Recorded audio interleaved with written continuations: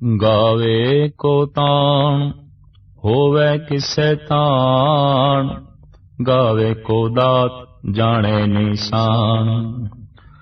गावे को गुण वडियाइयां चार, गावे को विद्या विखम विचार। गावे को साज करे तन खेम, गावे को जी ले फिर दे। गावे को जापे दिसे दूर, गावे को वेखै हादरा हदूर। कथना कथी न आवे तोट, कथे कथे कथी कोटि कोट कोट। देदा दे ले दे थक पाए, जुगा जुगंतर खाई खाए। हुक्मी हुक्म चलाए राहो, नानक विकसै वे परवाहो। जपजी साहब दी इस तीसरी पौड़ी विच उस बेपरवाह हुक्मी दे हुक्म दा विस्तार सहित गुरु बाबा जी वर्णन करते हैं। दूसरी पौड़ी सतगुरु ने यह गल स्पष्ट की थी कि सब कुछ हो रहा है, कीता नहीं जा रहा। जिस तो हो रहा है वही करता है, मनुख करता नहीं। उस दे हुक्म दे ही तरह तरह दे आकार, तरह तरह दे जीव जंत छोटे वड्डे उदी बनाई हुई मर्यादा के मुताबिक ही कोई जोनियां दे चक्कर विच भाउंदा है। किसी ते बख्शिश हो जाती है, मोक्ष पद की प्राप्ति हो जाती है। सब कुछ उस दे हुक्म दे विच है, उदे हुक्म तो बाहर कुछ भी नहीं। सब कुछ मच्छी जल दे विच कलोल करती है, बाहर नहीं। तो उस हुक्मी दा जो हुक्म असीम वरत रहा है चारों पासे, जैसे जैसे मनुख नूं सूझ पैंदी है, समझ पैंदी है, वैसे वैसे अभ्यासी उसदे गुणां दा जिक्र करदा है। प्रभु दा कोई एक खास गुण ही मनुख दे सामने प्रगट हो सकता है। इस वास्ते आदि काल तो ऋषि मुनिया ने किसी एक गुण की ही विशेष चर्चा की थी। जैसे कोई चाहे कि सारे दा सारा सूरज मेरे घर विच आ जाए तो मुश्किल है, उदी किरण आ सकती है। सूरज दा नूर कमरे विच आ सकता है, सारे दा सारा सूरज कमरे विच नहीं आ सकता। अगर कोई आखे कि सारे दा सारा सागर मेरे घर विच आ जाए, नहीं आ सकता। छोटा जिहा घर इतना वड्डा सागर किस तरह समावेगा। हाँ, बदलों के रूप में बरखा हो सकती है, उसके घर विच बूंदा पै सकदियां, कणियां पै सकदियां। सागर इस रूप दे आ सकता है, बूंदा के रूप में, पर सागर सागर दे रूप विच नहीं आ सकता। परमात्मा नाम दे रूप विच प्रगट हो सकता है, ज्ञान दे रूप विच प्रगट हो सकता है, गुणां दे रूप विच प्रगट हो सकता है। सारे दा सारा परमात्मा मनुख दी छोटी जी बुद्ध विच नहीं प्रगट हो सकता। तो जिहड़ी जिहड़ी बूंद जिस जिस घर ते पई, उन्हां बूंदां दा भगत जना ने जिक्र किया है। अपनी अपनी वो बूंद जो उन्हां दे घर विच पई, उसका जिक्र करते हैं। उस किरण का भगतां ने जिक्र किया है, जिस किरण दे नाल उन्हां दे घर विच रोशनी हुई, उन्हां दे कमरे विच उजाला होया। भारत विच खास करके धर्म दियां 3 दृष्टियां बहुत प्रवान ते प्रधान मनिया गई। एक दृष्टि ब्रह्मे दी, एक दृष्टि विष्णु दी और एक दृष्टि शंकर दी। शंकर ने संसार ते परमात्मा नू अपने ढंग नाल और अपने सुभाव नाल वेख्या। विष्णु ने जगत नू अपने सुभाव ते अपनी विचार दे मुताबिक परमात्मा नू वेख्या। इसे तरीके नाल ब्रह्मा है, ओदी सोचनी ओदी विचारनी अपनी है और उसने अपने ढंग नाल बकायदा परमात्मा की तशरीह की है। इस वास्ते इस तीसरी पौड़ी साहिब कहते ने कथना कथी न आवे तोट। कथन करन वालियां दी ते कथनियां दी तां कोई तोट नहीं है। उस परमात्मा दी बेशुमार कथनियां हो चुकियां, तरह तरह के विचार जगत विच प्रगट किए जा चुके ने। तो साहिब कहते ने कथना कथी न आवे तोट, कथ कथ कथी कोटि कोट कोट। करोड़ां तरह के कथाकारां ने करोड़ां तरह दीयां कथनियां करोड़ां वार कीतियां ने, पर गल अजे मुक्की नहीं, टोट नहीं आई। किसी बंदे दी कथा आरंभ करिए, मेरे ख्याल 5-7 मिनटां विच उच्चे तो उच्चे मनुख दी कथा भी मुक जाती है। बई ये खुशपोश है, खुश मिजाज है, आला तालीम याफ्ता है, दानी है, ज्ञानी है, किरदार दा उच्चा है, कुल इसकी बड़ी महान है और इसके मां बाप बहुत अच्छे ने। 5-7 गल्लां होर करो, मनुख दी गल मुक गई, मनुख दी कथा खत्म हो गई। किसे मुल्क दी महिमा बयान करिए, बई जनसंख्या इतनी है, जमीन बड़ी उपजाऊ है, उत्थे इतने दरिया ने, इतने पहाड़ ने, और उत्थों दे बंदियां दी ये भाषा है, ये बोली है। 5-10 गल्लां होर आखदियां एक मुल्क दी कथा भी मुक जाती है। पर जे परमात्मा दी कथा करन लगी है तो कथा करन वाला ते मुक जाता है, उदी कथा नहीं मुकती। परमात्मा दी सिफत और सलाह करन लगी है, उदी चर्चा करन लगी है, ते चर्चा करन वाले दा ते अंत हो जाता है, उदी चर्चा दा अंत नहीं आउंदा, क्योंकि वह बेअंत है। बेअंत है, निक्की जियां रसना, छोटी जियां बुद्ध, उस परिपूर्ण परमात्मा दा पूर्ण तौर ते जिक्र नहीं कर सकती। तो हिरदे रूपी घर दे जिड़ी जिड़ी बूंदां पईयां, अभ्यासी जना ने उन्हां बूंदां दी कथा कीती है। हिरदे रूपी घर दे जिस जिस किरण ने रोशनी पाई, अभ्यासी जना ने उस रोशनी दा जिक्र कीता है। उस हुक्मी दे हुक्म दे जो कुछ हो रहा है ते जो कुछ हो रहा है उन्होंने वेख वेख के हुक्मी विगसदा पिया है। कथनकारां ने इस ढंग दीयां कथनियां कीतियां ने। गुरु बाबा जी फरमान करदे ने, गावे को ताण होवै किसे ताण। कथन करन दा भी ताण चाहिदा है। ताण तो बिना कथनी नहीं हो सकती, ताण तो बिना समझिया नहीं जा सकता। मनुख दे कोलों कुछ ताण होवे तां ही ये कुछ कर सकता है। शरीर दा ताण, बुद्धि दा ताण, कथनी दा ताण, ये सब कुछ चाहिए ने। जैसे कहते ने कि किसी भी विषय नूं कथन करन लगिया 3 गल्लां दा होना बड़ा लाजमी है। शब्द प्रमाण दा होना बड़ा लाजमी है, युक्ति दा होना बड़ा लाजमी है, ते अनुभव दा होना बड़ा लाजमी है। अनुभव है, शब्द प्रमाण नहीं है। शब्द प्रमाण है, पर प्रमाण दे वर्तन दी युक्ति नहीं, ते गल नहीं बनेगी। तो अनुभव भी होवे, शब्द प्रमाण भी होवे और कथन करन दी युक्ति भी होवे, तां भी साहिब कहंदे ने कि उस परमात्मा दी गल कथन नहीं हो सकती, बयान नहीं हो सकती। जितने भी शब्द प्रमाण देंगे अधूरे ने, जितनियां भी उक्तियां युक्तियां वरतांगे सब अधूरियां ने। तो साहिब कहंदे ने अगर किसी कोल कथन दा ताण है, किसी कोल लिखण दा ताण हुंदा है, किसी कोल कथन करन दा ताण हुंदा है, किसी कोल शरीर दा इतना ज्यादा बल है कि वह 10 बंदियां दी ताकत कल्ली अपने जिस्म दे च रखदा है। वख वख ये ताण ने। किसी कोल मानसिक ताण हुंदा है, जैसे किसी मंत्र दी उसने साधना की है, किसी कोल रूहानी ताण होंदा है। गरज के हर मनुख कोई ना कोई ताण लेके आउंदा है और अपनी अपनी साधना दे नाल तरह तरह दे ताण मनुख वधा लेंदे ने।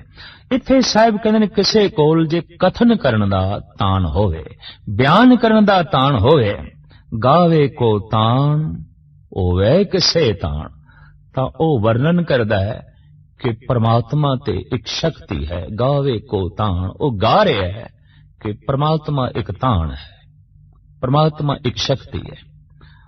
और ये गल किसी हद तक है भी सही कि वाकई परमात्मा एक शक्ति है, एक ताण है, एक ताकत है। शक्ति परमात्मा दे चों कढ़ दईए, परमात्मा पूज ही नहीं रहिंदा। शक्ति चाहिए, और शक्ति सिर्फ चाहिए नहीं, शक्ति ही परमात्मा है। प्रथम भगवती सिमर के गुरु नानक लई ध्याए। साहिब गुरु गोबिंद सिंह जी महाराज दे उच्चारण कीती भगवती दी वार।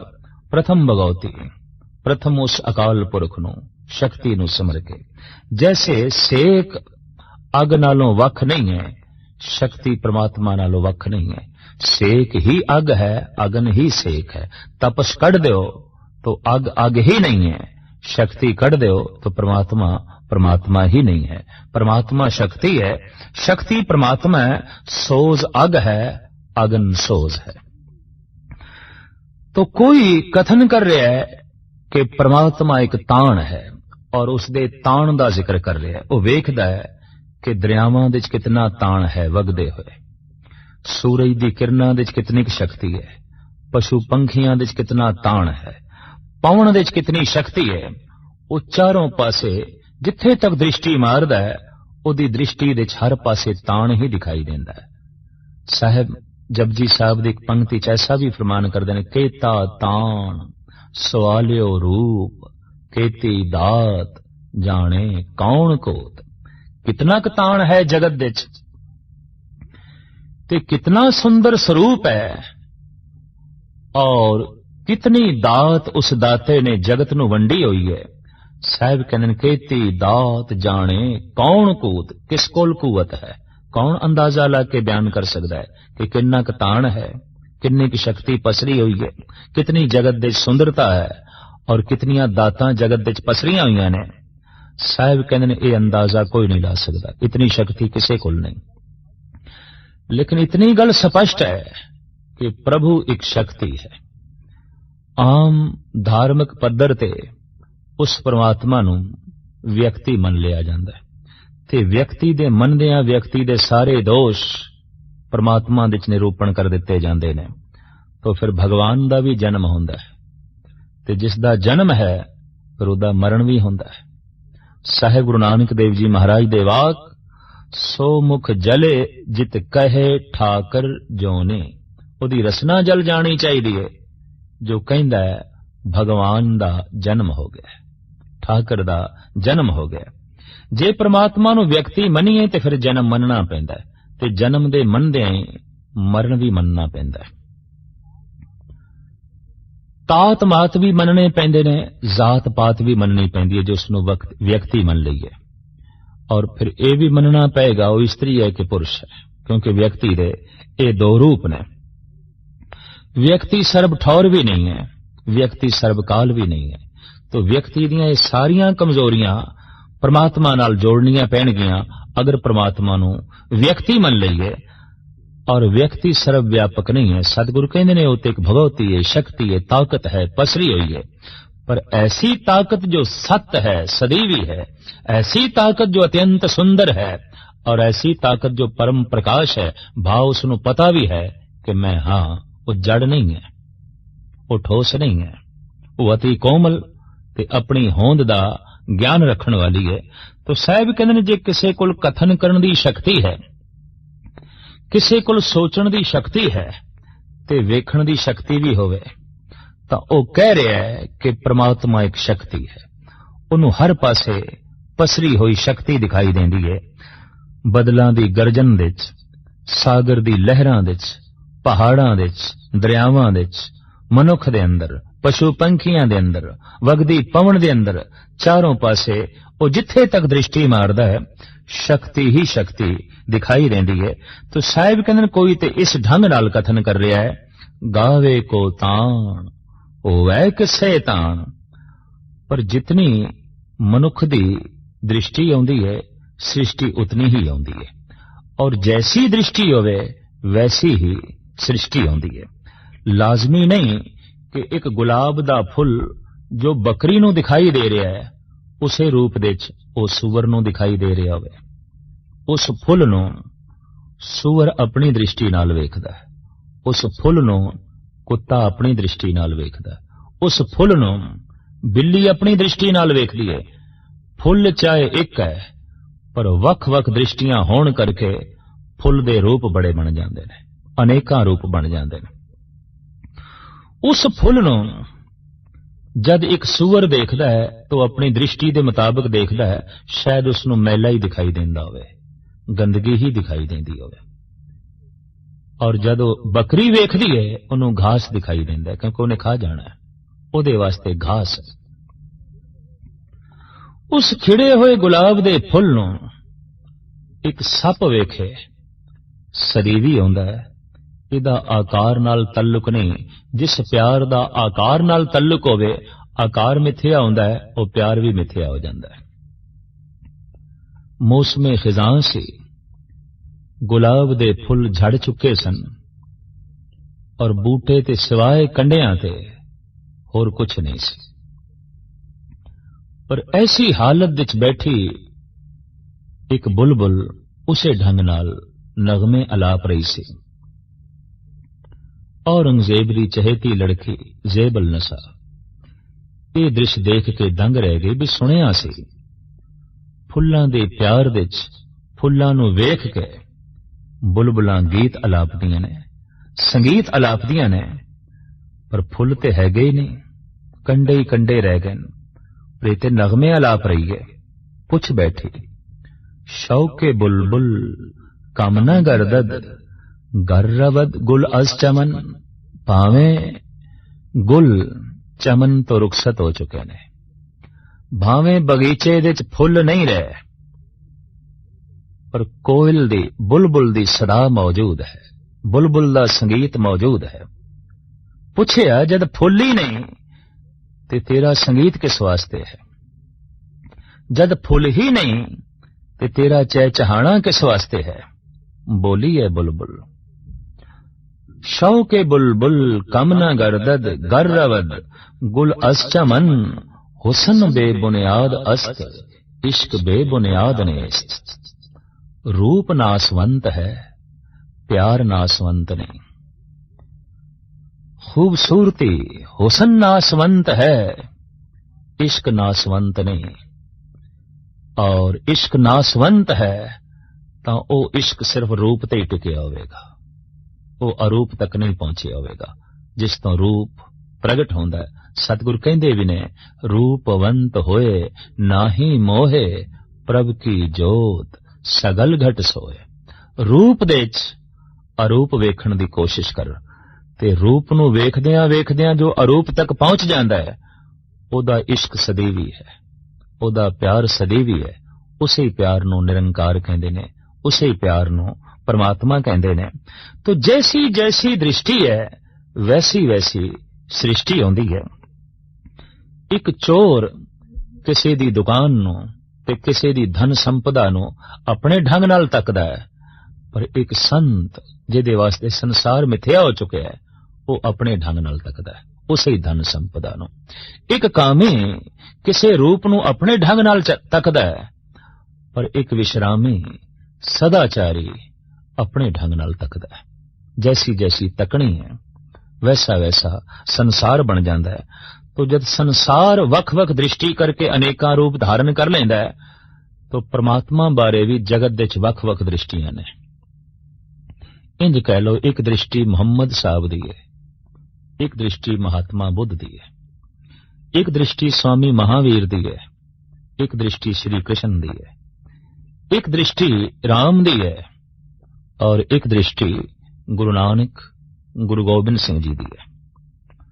राम दी दृष्टि जगत मर्यादा है, प्रभु मर्यादा है, प्रकृति मर्यादा है, कुदरत मर्यादा है, कादर मर्यादा है। उस परिपूर्ण परमात्मा तक पहुंचने वास्ते मर्यादा दे जीवन नू ढालना बहुत लाजमी, बहुत लाजमी। इस वास्ते उस अवतारी पुरुष दा नाम ही पै गया मर्यादा पुरुषोत्तम। सब कुछ मर्यादा दे च, सागर मर्यादा दे च, धरती मर्यादा दे टिकी हुई, और दरिया मर्यादा दे चल रहे हैं, पवन मर्यादा दे चल रही है, जीवन जन्म मरण सब मर्यादा दे चल रहे हैं, रात थित रुत्तां मौसम सब मर्यादा दे चल रहे ने। इस वास्ते प्रभु जो है वो मर्यादा है, परमात्मा जो है मर्यादा है। मर्यादा की इतनी वड्डी चर्चा की थी, मर्यादा का इतना प्रचार किया कि आप दा नां ही पै गया मर्यादा पुरुषोत्तम। ओ पुरुष उत्तम जिहदी जिंदगी दे विच मर्यादा प्रधान है, मर्यादा सिरमौर है। लेकिन कृष्ण की दृष्टि अपनी है, बिल्कुल विपरीत राम तो। इस वास्ते आप नूं मर्यादा पुरुषोत्तम नहीं आख्या गया, आप नूं लीला पुरुषोत्तम आख्या गया। धोबी ने लाछन लाया है सीता ते, इल्जाम लाया है ये अपवित्र है, तो मर्यादा बन चुकी सी। प्रजा दूषण लाएगी, राजे नूं गल मननी पैगी, राजे नूं झुकना पेगा। तो झुकना पिया राम नूं, सतवंती सीता नूं घरों कढना पिया। दार्शनिक फिलोसफर ते लीला दी दुनिया विच रहण वाले पुरुषां नूं ये मर्यादा नाकाबले कबूल होवेगी, क्योंकि ऐसी मर्यादा कि सच नूं भी घरों कढना पै। भारत विच जद भी किसी सतवंती नारी दा जिक्र किया जाए तो सीता नूं सिरमौर रखना पैंदा है, सीता नूं सब तो अगे रखना पैंदा है। पर सीता वास्ते भी राम दे घर जगह कोई नहीं, सीता वास्ते भी महलां दे कोई थां नहीं, सतवंती सीता वास्ते भी घर दे कोई थां नहीं। ते अगर घर दे सच वास्ते भी थां नहीं ते मर्यादा सच नूं घरों कड्ढण ते मजबूर कर देवे, तो इस तरह दी मर्यादा दी पालना करन तो द्वापर युग दे अवतारी पुरुष कृष्ण इनकारी हो गए। इस वास्ते उन्हां दी जिंदगी मर्यादा विच ढली हुई नहीं दिखाई देंदी। राम पूर्ण तौर ते मर्यादा विच ने, वो मर्यादा दी खातर व्यक्ति नूं कुर्बान कर सकदे ने, व्यक्ति दी खातर मर्यादा भंग नहीं कर सकते। दरअसल चाहिदा ते ऐसी सी कि वाड़ खेती दी रखिया वास्ते सी, ये नहीं कि खेती नूं ही वाड़ ते कुर्बान कीता जाए। सच दी हिफाजत वास्ते सी कानून मर्यादा, पर सच मर्यादा ते कुर्बान हो जाए तो फिर सच ते नीवा हो गया, सच ते तुच्छ हो गया, मर्यादा प्रधान हो गई, खेती ते कुछ भी ना हुई, फिर ते वाड़ ही प्रधान हो गई। द्वापर युग दे अवतारी पुरुष नूं यह सिलसिला प्रवान नहीं होया। इस वास्ते श्री कृष्ण दी जिंदगी किधरे भी मर्यादा दी ढली हुई नहीं दिखाई देती। वो किधरे सुभद्रा हरण दे सहायक हो रहे ने, किधरे जुजर में जोर छली चंद्रावल, कौन कृष्ण जादम भया, पार जात गोपी ले आया, बिंद्रा वन में रंग गया। किधरे छल नाल चंद्रावल नूं ले आउंदे ने, धोखे नाल, धोखा छल खिमा करनी। अगर राम दी मर्यादा होवे तो ऐसा हो ही नहीं सकता। पर इतनी गल स्पष्ट है कि श्री कृष्ण दे सामने राम बिल्कुल रुखे प्रतीत होंदे ने। कोरी मर्यादा ते रुखी होंदी है, कोरी मर्यादा ते उदासीन होंदी है। इस वास्ते राम दी जिंदगी च गीत संगीत नहीं है। मुरली दी तान श्री कृष्ण दी जिंदगी च है, गीत कृष्ण दी जिंदगी विच दिखाई देंदे ने, नृत कृष्ण दी जिंदगी दिखाई देंदा है। राम दी जिंदगी ते सिवाय रोने तो होर कुछ नहीं दिखाई देता। राम दी जिंदगी ते सिवाय उदासी तो होर कुछ नहीं दिखाई देंदा। इस वास्ते भारत दे सियाणे पुरुषां ने राम नूं अंसा अवतार मन्निया, अंश मात्र, श्री कृष्ण नूं पूर्ण अवतार मन ले। और ये बिल्कुल सच्चाई है कि जिहदी जिंदगी च ही रोना होवे, किधरे भरा दे विछोड़े च रो रहा होवे, किधरे पत्नी दे विछोड़े च रो रहा होवे, किधरे अपने घर दे विछोड़े च रो रहा होवे, किधरे मां बाप दे विछोड़े च रो रहा होवे, ये संसार तो कोई उच्ची गल नहीं है। इस वास्ते अंश मात्र अवतार मने है, पूर्ण नहीं मनिया। श्री कृष्ण दी जिंदगी जिथे जीवन नूं बचाना है, जिथे सच नूं बचाना है, उत्थे मर्यादा भी कुर्बान कर देनी है। मर्यादा तो यह है जीवन विच सच ही बोलना है, पर जिथे मर्यादा दे सच कुर्बान होंदा दिखाई देवे, उत्थे श्री कृष्ण जैसी आत्मा कह देंदी है, युधिष्ठिर तू ये झूठ भी बोल दे, अश्वत्थामा मर गया है। क्योंकि सच्चाई नूं बचाना है, मजलूम नूं बचाना है, जालिम नूं खत्म करना है, दुष्ट नूं खत्म करना है। पर मर्यादा पुरुषोत्तम पुरुष ऐसा नहीं कर सकता। जंग दे चाहे हार जावे, दुष्टां दे हत्थों चाहे हार जावे, पर मर्यादा तो विपरीत वो चलेगा नहीं। पर एक लीला पुरुषोत्तम जो अवतार होवेगा, उन्हें इस ढंग नाल सोचना है, दुष्ट नूं खत्म करना है, चाहे मर्यादा भंग होंदी है ते होण दो। सच नूं बचाना है, चाहे मर्यादा भंग होंदी है तो भंग होण दिओ। एक अबला अगर किसी शरीफ दे घर विच आके पनाह लवे ते उसदे पिछे 5-10 गुंडे लगे होण बदमाश, ते वो द्वार ते दस्तक दे के पुछन इत्थे कोई युवती आई है, तो अगर कह दिता जाए नहीं आई तो यह भी सच है, इस झूठ दे च भी सच है। ठीक है, गंदे कपड़े ने, इस तरह का बोलना झूठ, पर इन्हां गंदे कपड़ियां दे च भी हीरा है सच्चाई दा, हमदर्दी है, भाव है। कसाई तो भजदी हुई कोई गऊ घर दे च आके पनाह ले लवे और कसाई द्वार ते आ जाए और कह दे इत्थे गऊ आई है, अगर झूठ भी बोल दिता जाए नहीं आई तो इस झूठ दे च भी सच है। कईयां दे सच दे च भी झूठ होंदा है, कईयां दे रेशमी कपड़ियां दे च भी बिस्टा लिपटी होई होंदी है ते कईयां दे चीथड़ियां दे च भी हीरे लिपटे होए होंदे ने। कईयां दे झूठ बोलण दे च भी सच होंदा है, कईयां दे सच बोलण दे च भी झूठ होंदा है। कईयां दा दिता होया सन्मान भी अपमान होंदा है और कईयां दे अपमान दे च भी सन्मान दी झलक होंदी है। कईयां दे मिठे बोल भी जहर होंदे ने ते कईयां दे कौड़े बोलां दे च भी कोई मिठास छुपी पई होंदी है, कोई आनंद छुपिया पिया होंदा है। गल ते सारी आंतरिक है। तो खैर, कृष्ण दी अपनी दृष्टि, राम दी अपनी दृष्टि, जीवन एक लीला है। ये श्री कृष्ण दी दृष्टि, जीवन एक मर्यादा है। ये राम दी दृष्टि। आए कलयुग दे अवतारी पुरुष गुरु नानक, गुरु गोबिंद सिंह जी ने, उन्होंने एक गल नहीं की थी, जीवन मर्यादा है, केवल ऐसा नहीं आख्या। जीवन लीला है, केवल ऐसा भी नहीं आख्या, बल्कि आख्या जिंदगी मर्यादा है, जिंदगी लीला है। लीला नूं मर्यादा दे दो और मर्यादा दे च लीला खत्म नहीं होनी चाहिए। जिंदगी एक लीला है, खेल है, पर खेल दी भी ते अपनी मर्यादा होंदी है। चाहे क्रिकेट दा खेल होवे, हाकी दा खेल होवे, फुटबॉल खेडिया जा रहा है, कबड्डी खेडी जा रही है, कुश्तियां हो रही हैं, दंगल हो रहा है, पर खेल दी भी ते अपनी मर्यादा है। ये ठीक है कि खेल है, वास्तविक उत्थे कुछ नहीं है। ये गल वखरी है कि कई दफा बंदा खेल नूं भी वास्तविक रूप दे देंदा है और खेल दा सारा मजा गवा देंदा है। जैसे दो मुल्क खेडदे पए होण क्रिकेट, हाकी, तो कह दिता जांदा फलाना मुल्क हार गया, फलाना मुल्क जित गया। तो खेल भी मुल्कां दी हार बन गई, खेल भी मुल्कां दी जित बन गई। ये खेल नहीं, ये ते खेल भी जंग बन गई, ये ते खेल भी लड़ाई बन गई। फलाना मुल्क हार गया, फलाना जित गया, फलानी कौम हार गई, फलानी जित गई। महापुरुष दा ते जीवन ऐसा होंदा है, वो ते जंग नूं भी खेल बना छड़दा है।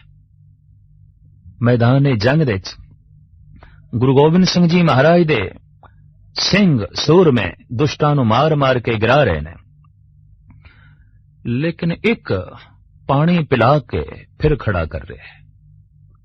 पकड़ के गुरु गोबिंद सिंह जी दी हजूर पेश किया गया। महाराज, इन्नी मेहनत नाल मार मार के गिरांदियां सी, ये दुष्ट बागी पैदा हो गया साडे विच, जो पानी पिला के फिर खड़ा कर देंदा है। सतगुर ने गलवकड़ी च ले लिया, आखे निरा पानी ना पिलाया कर, ये मरम पट्टी भी कर दिता कर। ये ते खेल हो गई जंग। जिन्हों मारना है उन्होंने जवाना है, जिन्हों खत्म करना है उसे नाल ही हमदर्दी। दरअसल जख्म नूं कटना है, जख्मी नूं नहीं कटना। फोड़े नूं कटना है, मरीज नूं नहीं कटना। बुराई नूं कटना है, बुरे नूं नहीं कटना। साहिबा ने फरमान जो कीता है, उस हुक्म नूं समझना है जो नाल लिखिया होया है, उस हुक्म नूं जानना है जो साडे रोम रोम दे चल रहा है।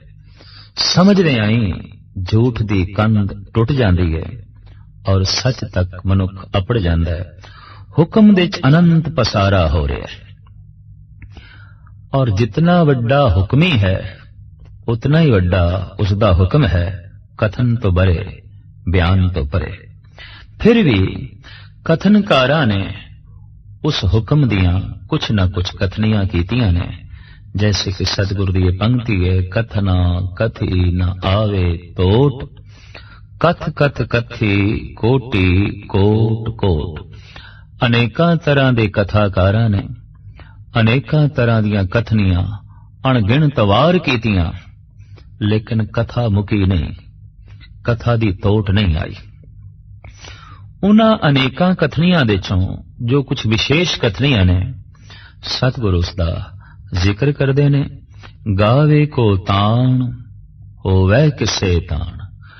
कोई इस ढंग नाल कथन कर रहा है कि प्रभु एक शक्ति है, अकाल पुरख एक शक्ति है व्यापक।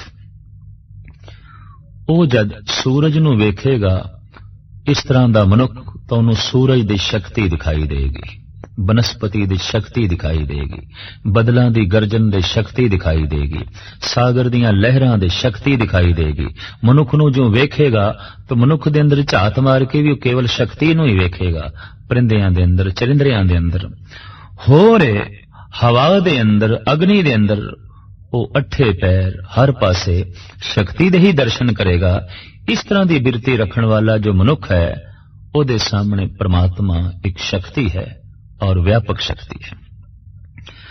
पर इस शक्ति ਨੂੰ कथन करने की भी शक्ति होवे ते समझण की भी शक्ति होवे, तां ही वो कथन कर सकेगा। गावे को ताण होवे किसे ताण।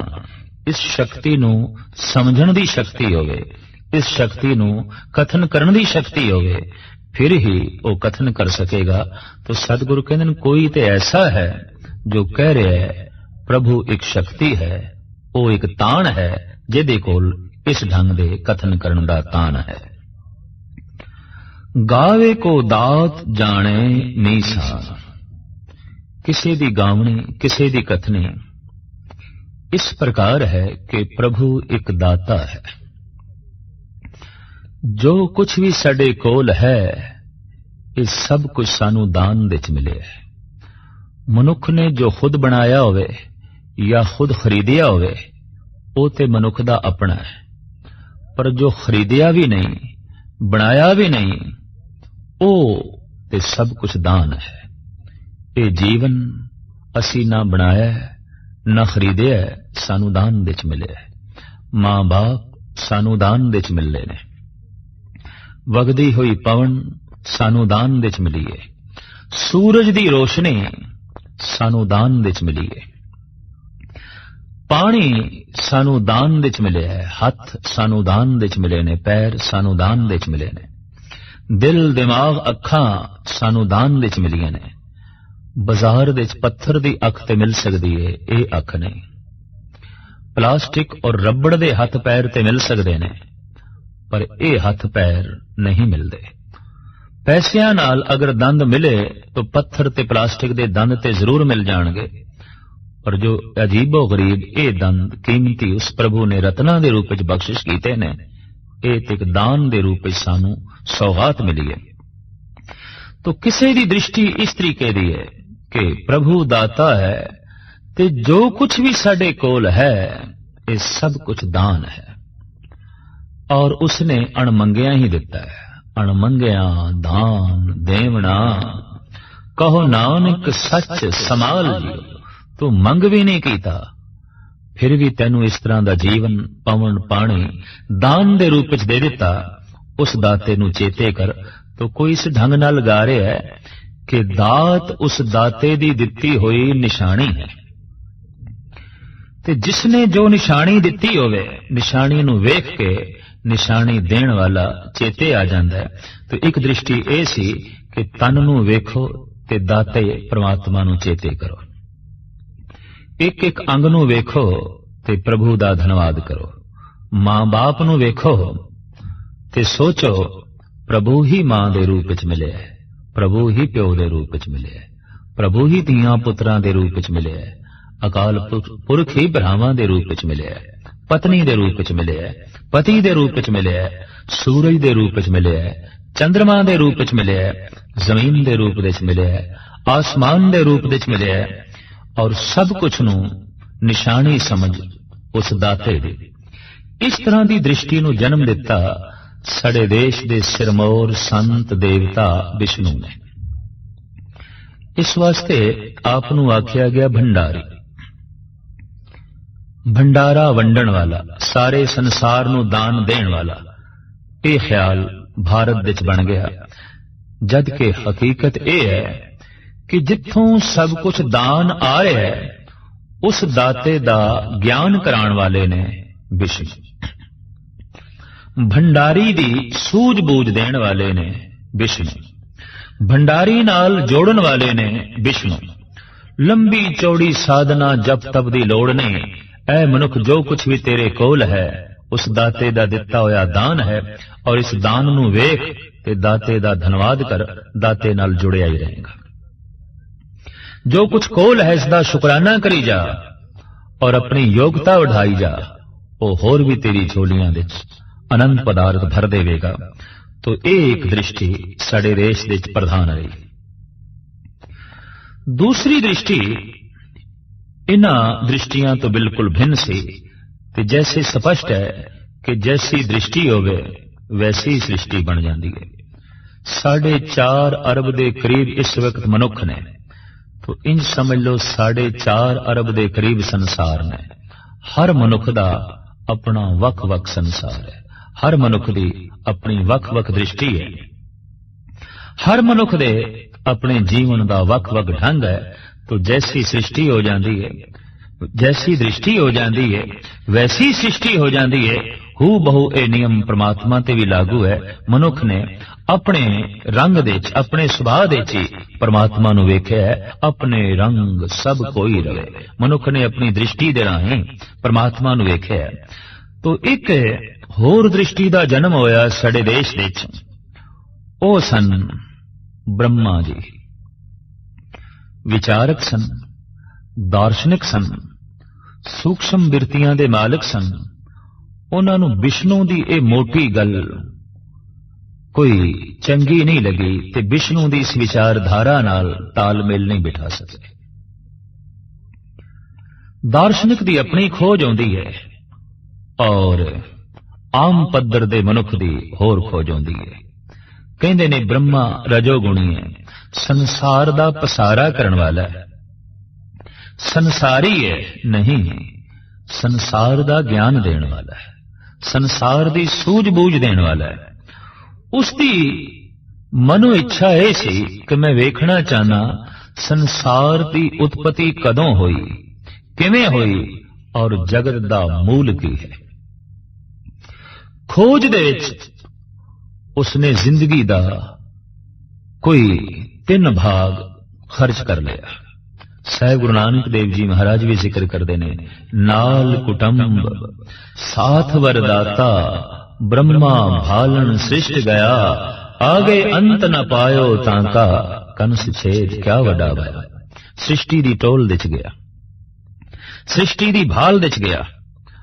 उन्हें बनस्पति दे विच झात मारी, उन्हें कीड़े मकोड़ियां दा तल वेख्या, उन्हें पशुआं दे अंदर झात मार के वेख्या ये दुनिया की है। उन्हें मनुख दा तन वेख्या, उन्हें मनुख दा मन वेख्या। उन्हें दृष्टि उपर की थी तो ग्रह नक्षत्रां दे भी झात मार के ज्योतिष विज्ञान नूं जन्म दिता। उसने बनस्पति दे ते झात मार के जड़ी बूटियां दे ज्ञान नूं जन्म दिता। उसने मनुख दे तन दे अंदर झात मार के आयुर्वेदिक नूं जन्म दिता और उसने मनुख दे मन दे अंदर झात मार के मनोविज्ञान नूं जन्म दिता। उसने आवाज नूं भी समझण दी कोशिश की थी और कह दिता आवाजां 7 तरह दियां ने, तो संगीत दा जन्मदाता भी ब्रह्मा है। उन्हें देखा कि जबान जो रस माणदी है वो कुल 6 ने, तो इस तरह की व्याख्या भी ब्रह्मे ने कर दी। रंग कुल 9 ने, उन्हें रंगां दी बारीकी नूं भी वेख्या। हाँ, 2 रंग मिश्रित करके किसी तीसरे रंग नूं जन्म दिता जा सकता है। 3 रंगां नूं इकट्ठा करके कोई होर रंग उपजेगा, पर मूल रूप दे च रंग 9 ने। सूक्ष्म अस्थूल जड़ चेतन दी हर पासे उसने खोज की थी। लभना चाहता सी अंत, लेकिन उसकी अपनी ही काया दा अंत होने लगा। बुढ़ा हो गया, बिरध हो गया। ते उसनूं ऐसा महसूस होया कि जिहड़ा मेरे कोल ज्ञान है, ये ज्ञान ते इतना ही है जैसे सागर दे चों एक चम्मच प्राप्त की गई होवे जल दी। खोज दे सारी जिंदगी लग गई, लेकिन संसार दे एक जर्रे दी भी पूर्ण तौर ते खोज ना हो सकी।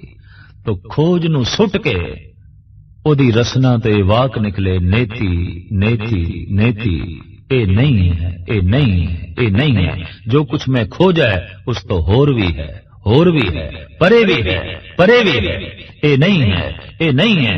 ऐसा कहंदियां कहंदियां बिस्मात दे चला गया, ऐसा कहंदा कहंदा अनंत दे चला गया, ऐसा कहंदियां कहंदियां बेअंत दे चलिया गया। आप दे नाल लकब जुड़िया संसारी, क्योंकि संसार दी बहुत वड्डमुल्ली खोज इसने जगत दे सामने रखी है। शास्त्री सी, विज्ञानक सी, दार्शनिक सी, कवि सी, संगीतकार सी। इस वास्ते कला, ज्ञान, विज्ञान दियां सारियां गल्लां उसने लिखती रूप विच जगत दे सामने रखियां, लेकिन लिख लिख के कह दिता, मैं नहीं लिख सकदा, मैं नहीं कह सकदा, मैं पूर्ण नहीं बयान कर सकदा। और नहीं बयान कर सकदा, इस भाव ने ब्रह्मे नूं समाधि दी गोद विच बिठा दिता, बिस्माद रस विच बिठा दिता। तो सतगुरु कहंदे ने एक ये दृष्टि है, गावे को गुण वडियाइयां चार। कोई गा रहा है उस वड्डे दियां सुंदर वडियाइयां दा जिक्र करके, उचारण करके, उसदे गुणां दा उचारण करके कोई इस ढंग नाल सिफत तो सलाह कर रहा है, हे प्रभु तू गुणवान है, तू महान है, तू सर्ब कलां दा ज्ञानी है। इस तरीके दे सुंदर सुंदर गुणां नूं लैके ओदियां सुंदर वडियाइयां दा उचारण कर रहा है।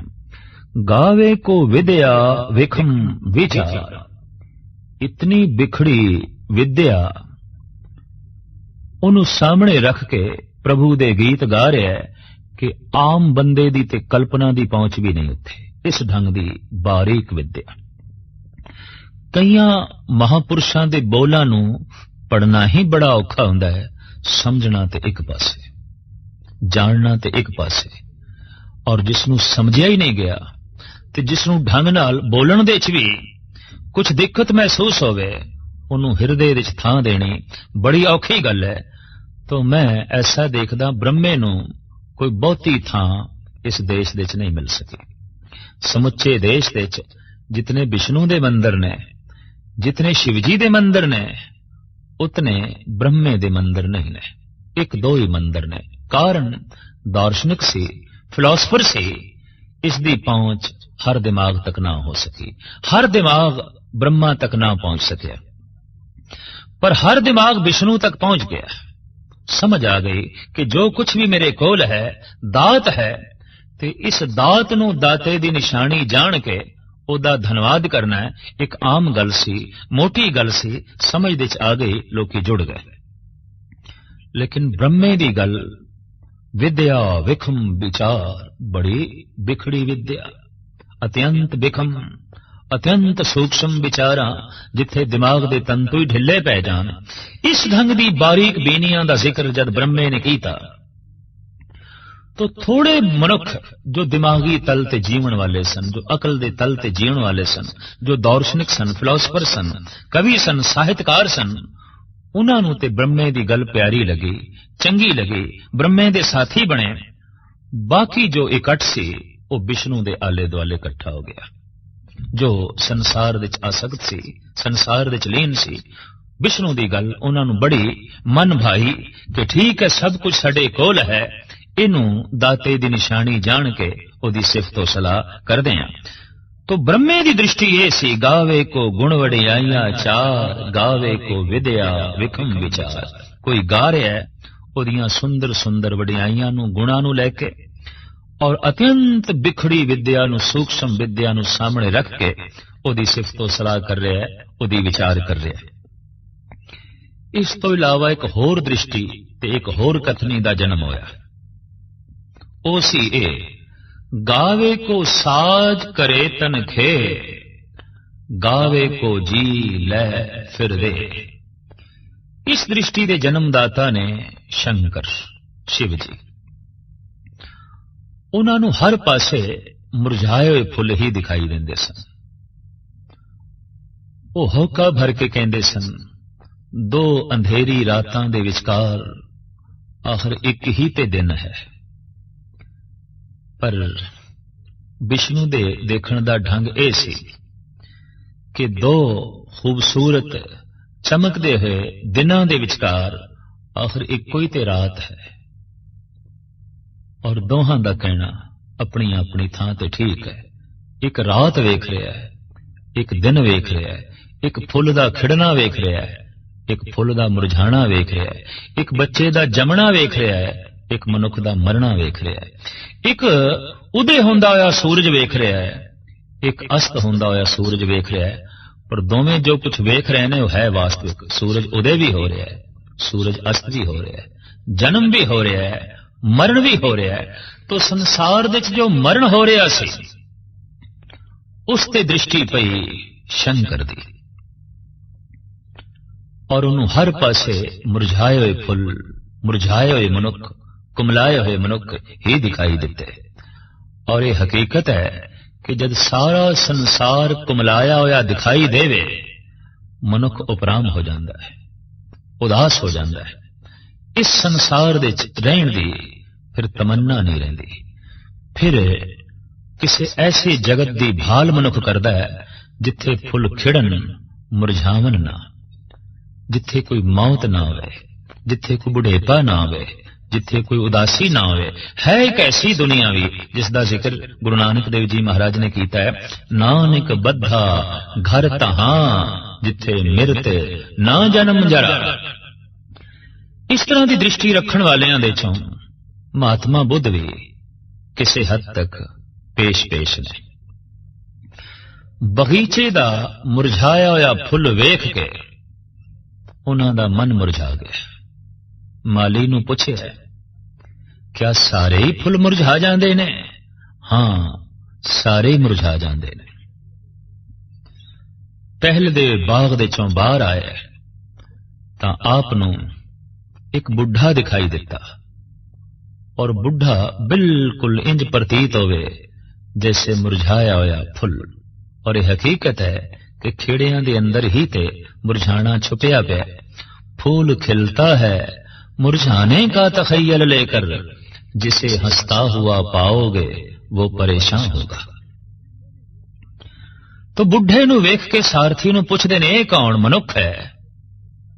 पर ऐसा क्यों लंगड़ा के लाठी दे आसरे ते और रुक रुक के क्यों चल रहा है? बिरध हो गया है, जिंदगी कुमला गई है, चोला पुराना हो गया। एक अर्थी वेखी, मुर्दा वेख्या, चार मनुख चुक के ले जा रहे ने। पुछया किस नू चार बंदे चुक के ले जा रहे ने? सारथी ने आख्या, ये बंदे नू ही बंदे चुक के ले जा रहे ने। क्यों? मर गया। तो सिद्धार्थ कहने लगे, क्या मैं भी मर जावांगा? मजबूर होके सारथी ने कहा, जो जमदा है वो मरदा है। रसना तो बोल निकले सिद्धार्थ दे, फिर मैं मर गया। जिस ढंग दा मैं जीवन जी रहा सी मैं मर गया। जिस तरह की जिंदगी मैं बतीत कर रहा सी उस तो मैं मर गया। ये ठीक है कि नवी जिंदगी दी अजे मैनू प्राप्ति नहीं, पर इस जिंदगी नू मैं तलांजलि दे दी। ये जीवन मैनू नहीं चाहिदा जिहदे च मुरझाना है। ये जीवन मैनू नहीं चाहिदा जिहदे च बुढ़ेपा है। ये जीवन मैनू नहीं चाहिदा जिस दे च मौत है। और तीन ही ते दुख ने, बुढ़ेपा, जन्म ते मरण। तदे ते सतगुरु कहंदे ने कि ऐसी दुनिया है जिथे तिन्ने दुख नहीं ने। नानक बद्धा घर तहां जिथे मिरत ना जन्म जरा। तो शिव जी ने इस गल ते जोर दिता, शंकर ने, कि ऐ बंदे अपना अंत वेख ताही बेअंत तक पहुंच सकेगा। अपनी मौत वेख ताही मौत तो परे जा सकेगा। अपना अंत दिखाई देवे तो कुछ ना कुछ दृश्य सामने रखने पैणगे। तो मुर्दियां दी खोपड़ियां दी माला बना के शिव जी गले च पहनदा सी, ताकि पता चले कि ये खोपड़ी जिस दे च इतना फितूर है, अंजाम उसदा यही है। वासा ज्यादातर वो शमशान घाट दे च करदा सी, ताकि जलदे हुए मनुखा नू वेख के चितावां नूं वेख के जिंदगी दा अंत हर वक्त चेते रहे। कबीर जी अक्सर बनारस दे शमशान घाट चले जाया करते सन। एक दिन माता ने बड़े पुरजोर ढंग नाल रोकिया, पुत्र किसी दा कोई रिश्तेदार संबंधी चलाना कर जांदा है तां शमशान घाट जांदे ने, पर तू ते रोज पहुंच जाना है, रोज पहुंच जाना है।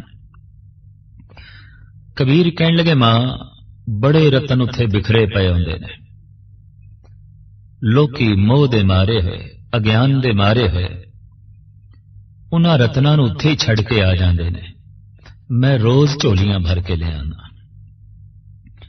मां हस पई, कहन लगी, पुत्र सुदाई है और यह हकीकत है, महापुरुषां तो मां बाप ने कदी लाभ नहीं उठाया, महापुरुषां तो जिगरी दोस्तां ने भी कदी लाभ नहीं उठाया, और महापुरुषां तो शरीकां ने भी कदी लाभ नहीं उठाया। मां सी ममता दी मारी होई कहन लगी, तू सुदाइयां वाली गल करदा है, घर दे च खाण नूं नहीं ते तू रत्नां दी पंड उत्थों बन के लिआना। और जिस रैस रमज दी गल कबीर कर रहा है उन्होंने समझण वास्ते भी हिरदा कबीर वर्गा चाहिए, तां ही कबीर दी गल नूं समझिया जा सकदा है। मित्रता उत्थे ही आउंदी है जिथे समतल होवे, संबंध उत्थे ही जुड़दे ने जिथे समतल होवे। तो एक दिन मां ने पीछा कीता, की देखदी है, कबीर सतनाम दी धुन दे च मस्त है और अनेकां मुर्दे मणिकणका घाट दे उत्ते जल रहे ने। मां ने डांटदियां होया आख्या, पुत्र तू ते कहंदा सी मैं रतन चुणन दा, इत्थे मोतियां दी इत्थे चारों पासे खान है और मैं कड़ के लियाना रोज, किथे ने मोती, किथे ने रतन। मां जो मेरी रसना सतनाम सतनाम जपदी पई है, हिरदे दी खान दे चों ये जो रतन, ये जो मोती मैं कढ़ रहा, ये तैनू नहीं दिखाई देंदे। मां आखिर मां सी, कहन लगी, पुत्र ये ते घर भी तू कर सकदा है। कबीर कहंदे नहीं, घर दे च मन नहीं मनदा, भी क्यों नहीं मनदा, घर दे च जिंदगी याद आउंदी है, इत्थे मौत याद आउंदी है। घर दे च संसार याद आंदा है, इत्थे निरंकार याद आंदा है। इत्थे क्यों निरंकार याद आउंदा है? मां ऐ वेख रही है जलदे हुए मुर्दे, जद मैं इन्हां नूं वेखदा ते वेख के अपने मन नूं समझाना, कहत कबीर सुनो मन मेरे, यही हवाल होएंगे तेरे। जद मैनू अपना ये अवाल दिसदा है तो एकदम सुरत नाम दिस जुड़दी है, एकदम मैं बेअंत दी तलाश करदा, अपना अंत दिखाई देंदियां ही सुरत बेअंत दे चली जाती है। तो इस तरह की दृष्टि के जन्मदाता साडे देश दे पुराने योगियां दे चो शंकर जी, जिन्हां ने कह दिता कि जिंदगी एक मौत है, जीवन एक अंत है, और ऐ बंदे बेअंत तक लीन होने वास्ते अपना अंत वेखना बड़ा लाजमी है। तो इस तरह की कथनी करने वाले साडे देश दे अनेकां पैदा होए, जो कहंदे रहे, गावे को साज करे तन खे, गावे को जी लै फिर दे। बई वो तन नूं साज के खे कर छड़दा है और जीवन दे के फिर वापस ले लेंदा है। कोई इस तरह की उसकी सिफतो सलाह कर रहा है, कोई इस ढंग नाल उसनूं गा रहा है। किसी का इस ढंग नाल गावना है कि गावे को जापे दिसे दूर, ओ ते किधरे दूर बैकुंठ विच बैठा है, किधरे 7वें आसमान विच बैठा है, किधरे 14वें तबक ते बैठा है, किधरे 7वें पाताल विच बैठा है। बहुत दूर है, बहुत दूर है, और उस दूर तक पहुंचने वास्ते पैंडा बहुत अबूर करना पेगा। कोई इस ढंग नाल गा रहा है, पर किसी दे गाउण दा ढंग यह है, गावे को वेखे हादरा हदूर, उते हाजिर नाजिर है, उते बिल्कुल कौल है, जाहिर जहूर है कि हाजिर हजूर है। कह रहे उदास हाथ पे नेरे, सहजे होए सो होई। तो कोई इस ढंग नाल गा रहे है, उते बिल्कुल नेड़े, बिल्कुल नेड़े। तो साहब कहते कथना कथी ना आवे तोट। इस तरह दियां जिहड़ियां कथनियां ने, कथन करने विच तोट नहीं आ रही, नवीं तो नवीं कथनियां दा जन्म हो रहा है। जैसी जैसी झलक किसी महापुरुष नूं मिलदी है, वैसा वैसा परमात्मा दा रूप बयान करन लग पैंदा है, पर अपनी दृष्टि के आधार ते बयान करदा है। वरना संसार होर अनेकां रूपां दा है। मनुख दी जैसी दृष्टि होंदी है वैसी संसार दी रूप रेखा बयान करन लग पैंदा है। हू बहु यही गल परमात्मा ते पूरी उतरदी है। कथ कथ कथी कोटि कोट कोट, करोड़ां तरह दे कथाकारां ने करोड़ां तरह दी कथनियां करोड़ां वार कीतियां, लेकिन टोट नहीं आई, खत्म नहीं हुई गल परिपूर्ण परमात्मा दी। देंदा दे लैंदे थक पाए, कोई इस ढंग नाल गा रहा है कि परमात्मा देई जा रहा है, लैण वाले थक जांदे ने, दंद घिस गए, गिर गए, अखां वेखदियां वेखदियां रह गईयां, कन बोले हो गए, पर जगत विच नाद ते नहीं खत्म हो गया, जगत विच पदार्थ ते नहीं खत्म हो गए, जगत विच ते रूप ते खत्म नहीं हो गया। अखां थक गईयां, दंद थक गए, कन थक गए, संसार दे दृश्य ते नहीं, नजारे ते नहीं खत्म होए, पर लत्तां ही रह गईयां। जगत विच होर वस्तुआं ते पदार्थ रंगीन महफिलां ते खत्म नहीं होईयां, पर हत्थां दे छुण पकड़न दी समर्था ही नहीं रही। हाथ ही जो है थक गए। तो देंदा दे लैंदे थक पाए, जुगा जुगंतर खाई खाए। कोई इस ढंग नाल गा रहा है, जुगा जुगंतरा तो जीव खा रहे ने, दाता देई जा रहा है, लैण वाले थक जांदे ने, देण वाला देंदिया नहीं थकदा। हुक्मी हुक्म चलाए राहो, नानक विकसे वे परवाहो।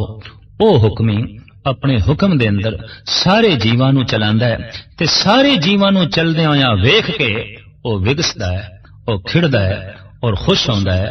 नानक विकसे वे परवाह, ओ वे परवाह अपनी साजी सृष्टि नूं वेख के खिड़दा है, खुश होंदा है।